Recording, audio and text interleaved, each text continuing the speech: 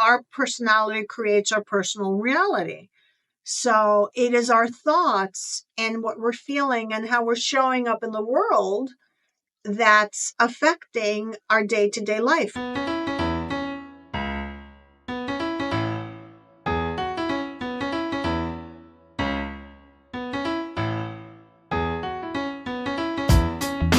83% of Americans identify as not very happy, which can hold you back and negatively affect your relationships and your business. On this podcast, we discuss the proven steps to happiness so you can restore balance and rekindle your joy.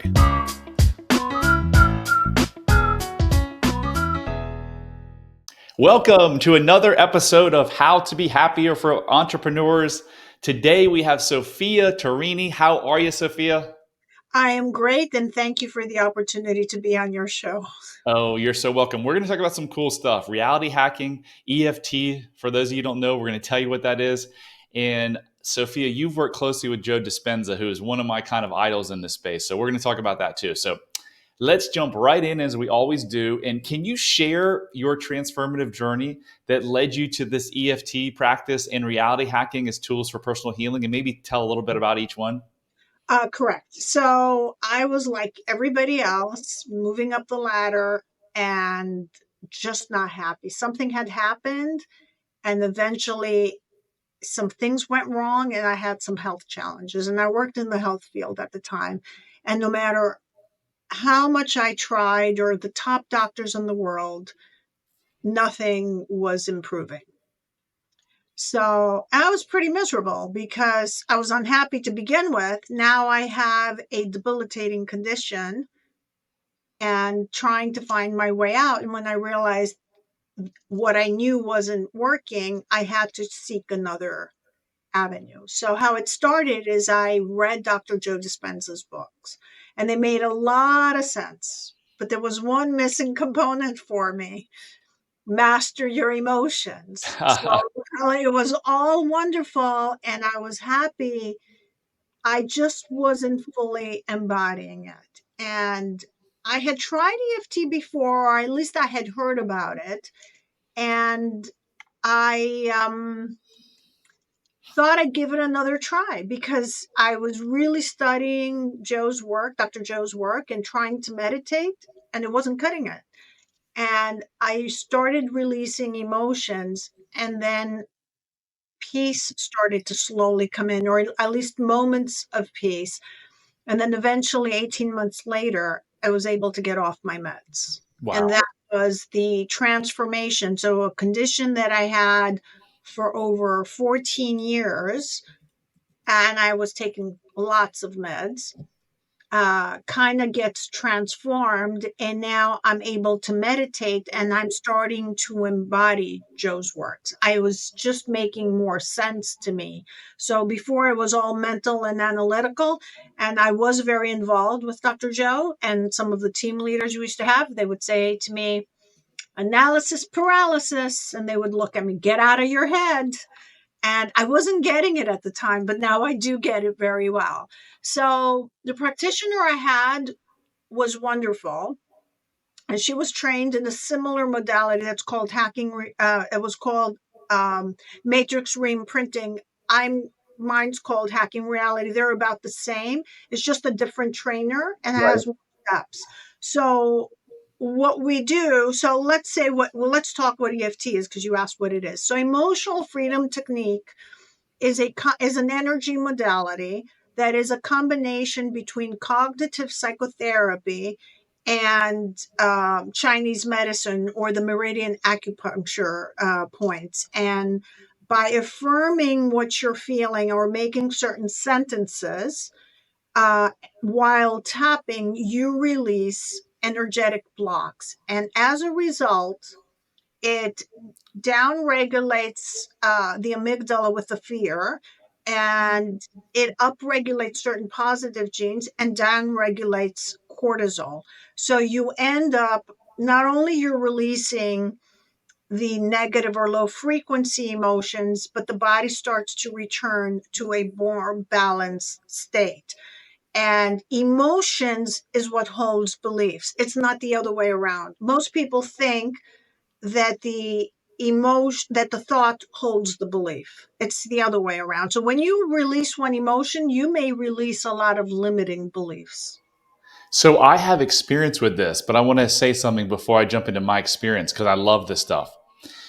That is that Mark Mincola, he's a pretty big. He's helped like 4,000 people in his life through like holistic diet. He said to me one time that either you take care of your emotional problems or the universe will, and that's through sickness or death. And man, I wish more people got that. Like the stuff from childhood that we keep saying, oh, we'll just get over it and deal with it. You don't until you deal with it. The stress, the cortisol, the fighting in relationships, your bad health, it's gonna catch up with you sooner or later. And you do it, I do it. It doesn't have to take years. Literally in weeks, months, your whole life can change when you embrace some of these concepts that we're going to talk about today. So, Sophia, have you ever heard of Dawson Church and Bliss Brain, the book Bliss Brain? Yes, yes. So when I first started my transformative journey like 3.5 years ago, I don't know, I was just reading the book. And so he's got this meditation, Suffering Self, which I listened to hundreds and hundreds and hundreds of times. And the meditation is all around EFT tapping. And I freaking love it. He is an EFT. He runs a school, EFT Universe, right? I think that's what his school called. So I'm very familiar with his work. But I want to address something that you brought up about trauma. So trauma or negative beliefs or negative experience, if they're traumatic, they're stored in a different part of the brain, usually the hippocampus, and they're in high definition. But furthermore, if it's not resolved, unaware to us, it's playing in the background. So it's playing constantly and you're getting triggered and you're not aware. So imagine you're a cell phone and you have 30 apps open. So all these 30 apps are either some thoughts, negative beliefs, and some traumatic experience, and you have them on all day long. Well, what's going to happen to your phone? It's going to drain. Well, the same happens to our body because the body is a battery and there's an electromagnetic field around the body. Thoughts are electric and emotions are electromagnetic. And eventually the field of the body gets smaller and all disease is a lowering of frequency. So Dr. Mercola is absolutely correct. And so that's why we use EFT to reclaim that energy, because energy can never be created or destroyed, can only be transmuted to a different form. Love it. Wow, that's an amazing way to explain it. Thank you, Sophia. So tell us the difference between clinical EFT and how it differs from traditional EFT. Clinical EFT is the one that's been tested. So there's certain structure to the way we do it, and it's been tested versus to the one you just go on the video and there's no clinical trials. And Dr. Dawson, I don't know if he's a doctor, but Dawson Church and Dr. Peter Stapleton have done a lot of clinical trials and many other people to show the effectiveness of this form of EFT. So And So how does it work? Because when I read the book, and I could be wrong, and you can correct me, 3.5 years ago, they do a lot of they work with a lot of soldiers with PTSD. And what I remembered is the tapping actually helps you separate the emotion from the event that happened years ago. Is that accurate? So in a nutshell, how does it actually work? How does it help someone go from this traumatic suffering to being healed and moving forward without the illnesses and the stress? so when it's a heavy trauma, we actually don't have the person go and relive on it. So we have certain techniques. One's called the movie technique. There's tearless trauma, various techniques where you approach it from a distance and you address just the emotion without going into the memory. And so we bring that down.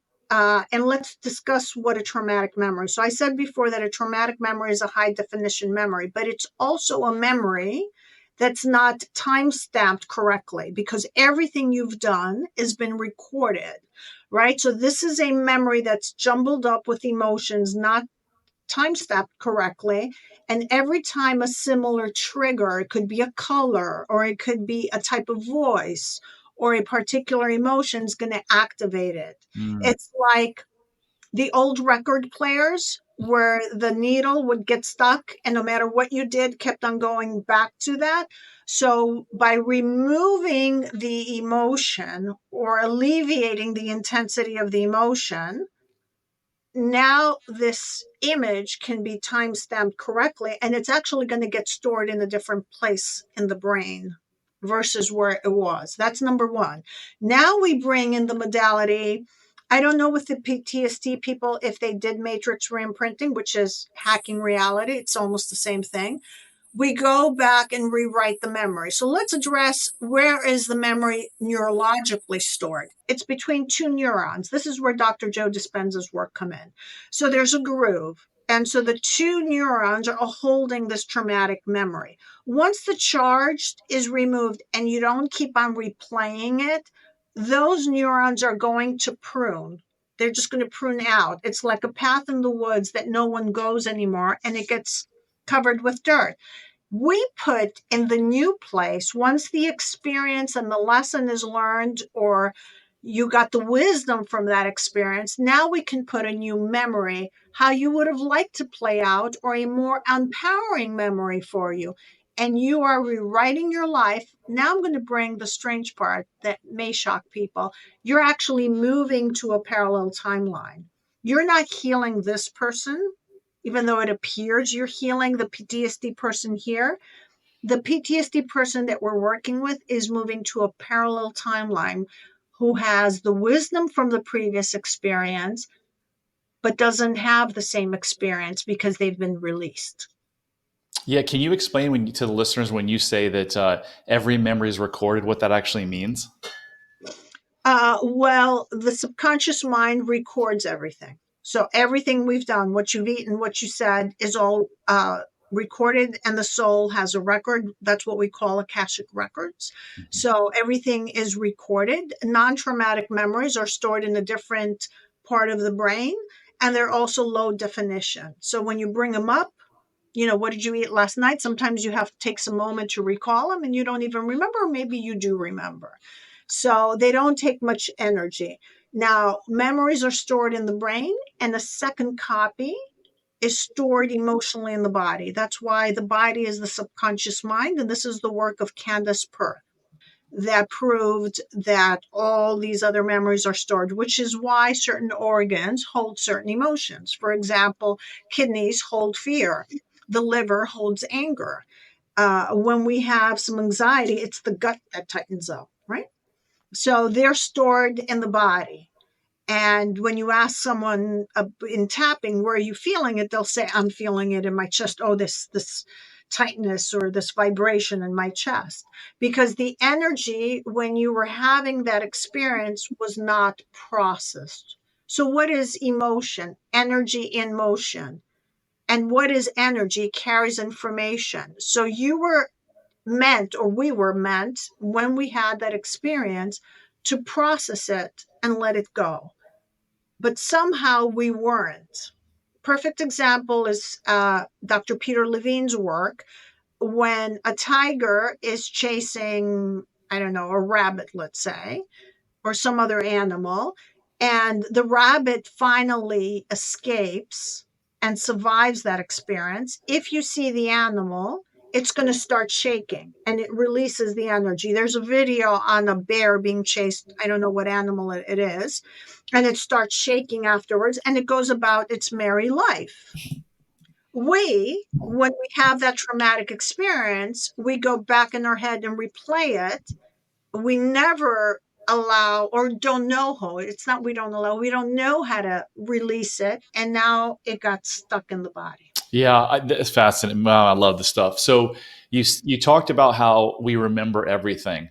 Our brain from the third trimester, right, stores this information. So I've had clients that are like, my childhood wasn't that bad. I don't understand why I'm so miserable. And then we go into hypnosis, and they had these really traumatic memories that they had never brought up because they stuffed them down to repress them. But just as we've been saying, they don't go away. They play, those apps, just like you were saying, are playing in the background, draining your battery. So if you're suffering for one thing or another, whether it's an illness or you've got a bad relationship or addiction problems, and you want to know if you have some of these maybe underlying beliefs that are stuck in you, do yourself and your family and your business a favor. Go to unlocklimitlessyou.com/quiz and take my 3-minute self-love quiz, and it will show you if you've got some of these things stuck, and that may lead you on a life-changing journey. Sophia, you mentioned the analogy of the animals chasing each other. And it is amazing how once the trauma's over, those animals are just right back, right? But us human beings, the two primary fears that rule our life more than anything are anger and fear. We needed those 1,000 years ago, 500 years ago. We're not being chased by any lions, but our 6 million-year-old brain still holds on to that stuff. Can you speak at all to how anger and fear just, ruins us for the most part, or at least. So, anger and fear, first of all, is going to activate your sympathetic nervous system. So, once the sympathetic nervous system, you're going to do a couple of things. You either run, hide, or fight, right? Those are your options. And it's not the time to eat. So, what's going to happen is all your energy is going to leave your internal organs and it's going to go to the extremities so you can run. So, digestion is going to stop. The salivary juices are going to stop. Therefore, there's no energy for healing. So if it's only for a limited amount of time, it's fine. Unfortunately, as humans, because we weren't taught how to process these emotions, that switch is turned on 24/7. And now we have to replay that constantly because the subconscious mind wants to heal it and finds things in the outer environment to trigger us, but we tend to latch onto them and replay them because once those chemicals are released and they stay long enough in the body, we're actually addicted to them. Just like shooting up heroin, now you're addicted to anger. And I can speak for myself. That was my norm. I thought anger and fear was the normal emotion. And people don't think of emotions as being addictive. It's just a cocktail that the brain produces because our baseline has been reset. It hasn't returned back to homeostasis. This is a new homeostasis because you haven't been able to process that. And that's now what causes the body to go for disease. So I will repeat again, all disease is a lowering of frequency.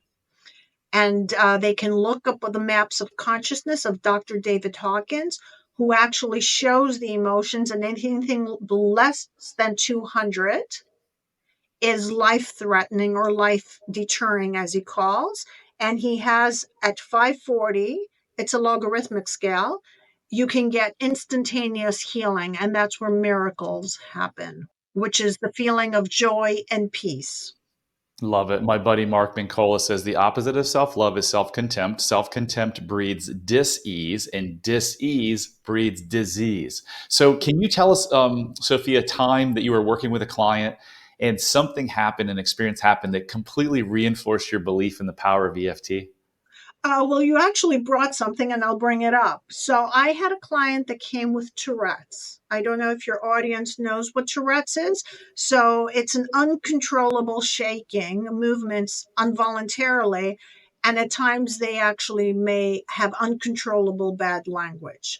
So she came to me stating she had gone to many people that it started at the age of 4. And I intuitively knew, for whatever reason, it wasn't the age of 12. And so I did a re-imprinting of her birth. So you go back in her birth. We start before the first trimester, before the soul comes in. But when we hit, I think it was either the first or second trimester, while she's in the womb and experiences the experience, she starts shaking uncontrollably and her Tourette's came to the extreme. And it turns on. So I asked her what she's feeling, what the embryo is sensing, because that's what she was. And she was sensing her mother's head being slammed on the crib from her dad, which would jolt the mother in the womb and the baby would shake. So she experienced the mom's trauma, and the anger that the mother was experiencing traveled to the child, to the dad, because she was beating his wife while she was pregnant. And that cleared her Tourette's. Once that trauma got released, so this person, it wasn't hers to carry. but the symptoms got re-triggered at 4, which is why they thought she got it at 4. She had the pattern already from the second trimester. Wow. Incredible. So we talked a little bit about Joe Dispenza. How has his work influenced your approach to healing and personal development? Well, it completely influenced because he teaches our personality creates our personal reality. So it is our thoughts and what we're feeling and how we're showing up in the world that's affecting our day-to-day life. We are the ones who are projecting this unpleasant reality. If we're having an unpleasant, we're doing it unconsciously. So it brings awareness to your life, and he does teach to master your thoughts, master your emotions, and also if you can at will change your brain waves, because you're in hypnosis, you obviously know if we're in alpha and theta brain waves, we can change the subconscious mind. You can't do it while you're in high beta. And that's what EFT does as well. It actually brings the person in alpha brain waves, but there's a somatic release that goes with it. Incredible. So you were talking about the neuraps, the neuro pruning earlier. Have you ever come across not a technique, a concept called memory reconsolidation? I may, but I would have to explain what it is. So you're going to love this. You got to go get your hands. He was a guest. I don't know how many episodes ago, 10 episodes. Alan Perry. He does a phenomenal, very easy way to define it. But it basically is you've got anything negative in your life is being driven by this underlying thought that's always an untruth. And memory reconsolidation is basically getting you in a state of whatever the thing is. Let's say anxiety is a thing. So you get in an anxious state and those neurons become labile. And then you show your brain that this underlying thought is untrue. And it literally rewrites the neural pathways. And hence, what happens to the negative behavior? It goes away. So Alan Perry is his name, ALUN. Go check out the show and buy his book. Really, really fascinating stuff. I think you, in particular, being in this work, would love to hear what he says. Yeah, I'd love to. So tell us more about what is meta consciousness and how do you use it in your practice? So metaconsciousness is the biological concept of disease. So most people believe that the disease is in the body. The disease, if you know Dr. Joe Dispenza's work and other people's, because there were some people in the 40s, it's actually in the field.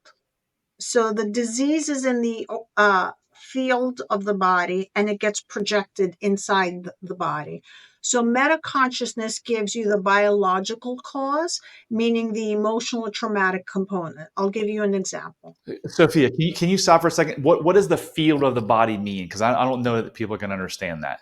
There's an auric field, or what we call, sometimes some people call it the quantum field. There is a field outside of the body. Right.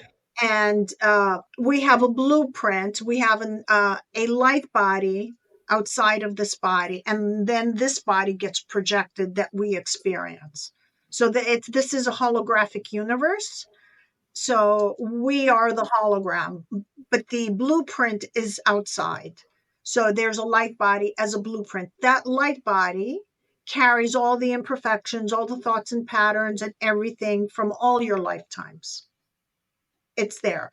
So if there's a disease in the body, and there was a guy in the 40s at Princeton, I'll give you the example that Dr. Joe gives, so maybe I'll make it clear. So he studied ovarian cancer. So he had 3 groups of women who had ovarian cancer, and they had the pattern in the field. So all the women who had ovarian cancer had a pattern in their auric field. There was a second group of women who did not have cancer, but they had the pattern in the field. And within a certain amount of time, every single one of them, 100% of all of them, got the ovarian cancer. The third group was no cancer in the field, therefore no cancer in the body. So meta-consciousness comes in, and it came from a guy, Dr. Hammer, German New Medicine. He was a real physician that discovered there's a biological component. So an example is someone who suffers from pneumonia feels powerless, and that's how you're going to develop symptoms of pneumonia. It's not the bacteria that's causing the infection. It's the feeling of powerless, that you have no one to help you, no one to sustain you, and you're difficult comes breathing because no one's helping you. and you can't sustain your life. So, because breath is life, so they have difficulty breathing.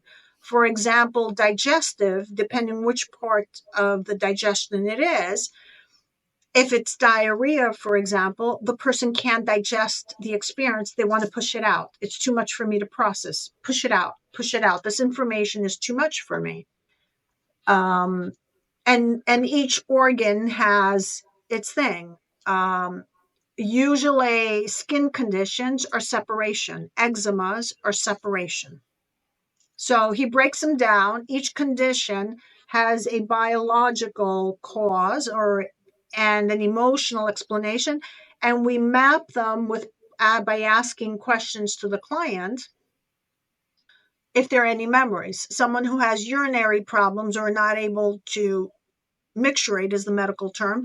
They can't mark their territory. They were too afraid. When they were little, someone was blocking or harming their environment. So when they get older, that trauma plays out physically. Wow. Really interesting stuff. What advice would you give to listeners currently struggling with illness, chronic illness, and feeling hopeless? Well, since we said that the body, the disease is in the field, that means if you heal the pattern and the emotional component that you're suffering or the trauma, then the body has to heal. So my answer and hope for everyone is to know that the body has an innate ability to self-heal. And what's the best way for them to go about that? Well, they can try. I would recommend some form of somatic modality. So whether that's EFT or some other breath work or EMDR, something that adds some somatic. And I do believe hypnosis works very, very well. But if they're in very high beta brains, maybe that's not the first step for them. But once they calm down, then hypnosis can do miracles as well because you're rewriting those programs. But they have to get in a state where they're calm first. So we have to change their brain waves and we have to release that trauma. EFT is one of the fastest modalities, what research has shown. Yeah, you mentioned separation. You said skin, like skin disorders or skin, whatever you want to call them. Like, Psoriasis, eczema, yes. is separation. Talk a little bit more about that. For it could be separation from a job or separation from a loved one. So the person experienced a fear of separation, and even if the separation did not happen, if the emotional component wasn't resolved, the skin condition is going to show up regardless. What do you think, Sophia, about separation from oneself? What if they've just become completely disconnected from themselves through their pain and trauma? They could have skin conditions, yes. And then the right side is usually the masculine side, and the feminine is the left side is the feminine. So if you have a rash on one hand, then it could be separate, and the person's female. So it would be separation from myself, or separation caused from my mother or some other female entity.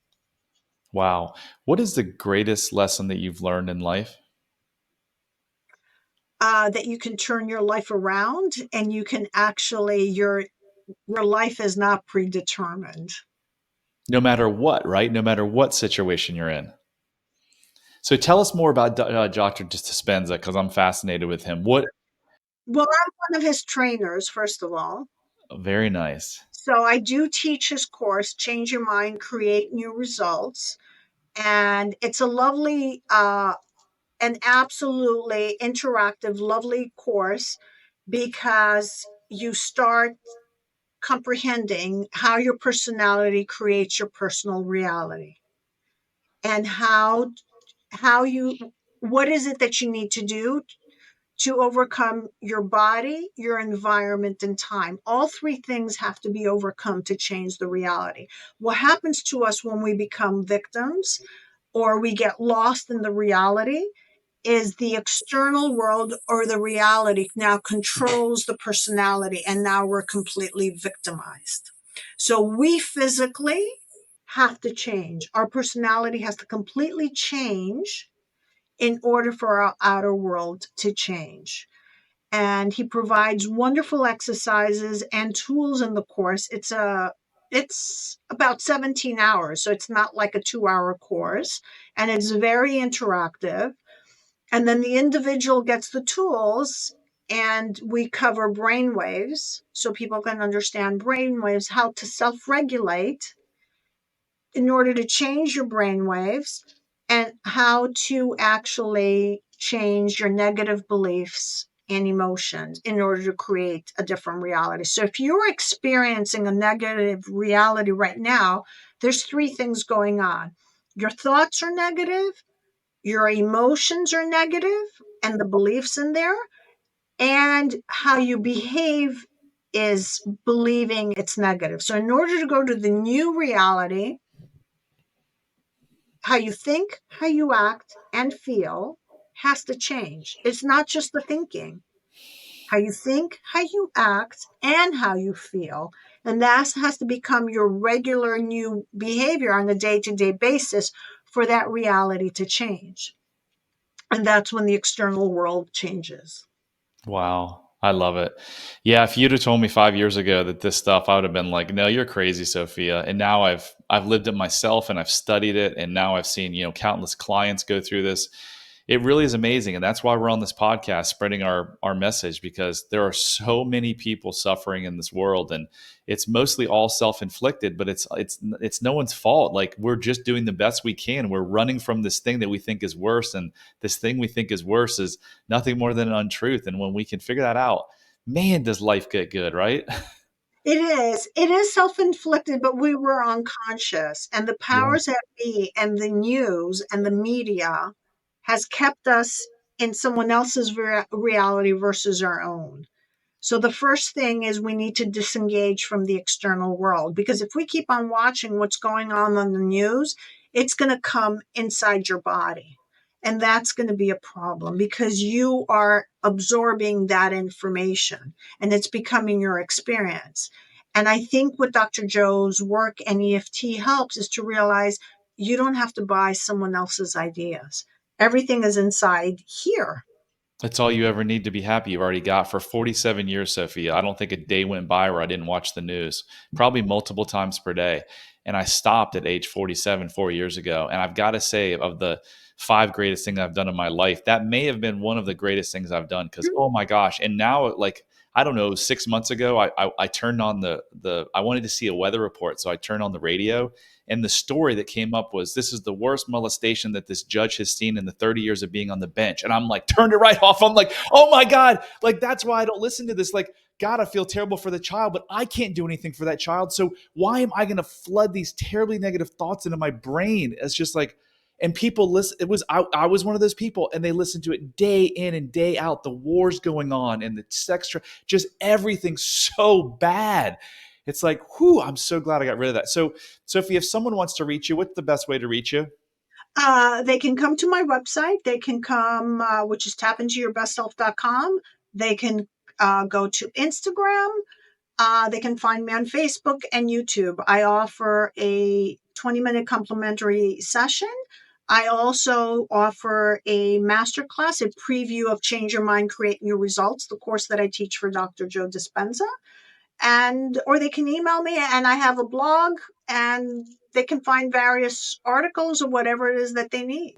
All right, tapintourbestself.com. I absolutely love the website. Thank you so much, Sophia, for being on the show. You dropped some incredible nuggets. I hope if you're listening to this, you go and take action. Whether you call Sophia or you call me or you call someone else, if you're suffering, you don't have to suffer. There is a better way, despite anything you've tried in the past. I promise you, we're both living examples of it. So thank you so much, Sophia.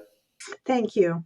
That concludes another episode of How to Be Happy for Entrepreneurs. As you know, I'm trying to help 1 million people radically change their lives by getting rid of these self-limiting subconscious beliefs. And I certainly can't do that alone. I need your help. So if you like the show, please do me a favor. Just take a couple minutes, rate it, review it, subscribe it, share it with a friend.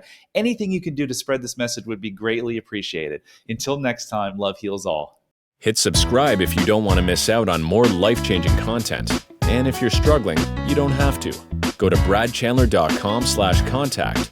There, you can join the Facebook community of like-minded entrepreneurs, and you'll see a button to schedule your freedom and happiness call. See you on the next episode.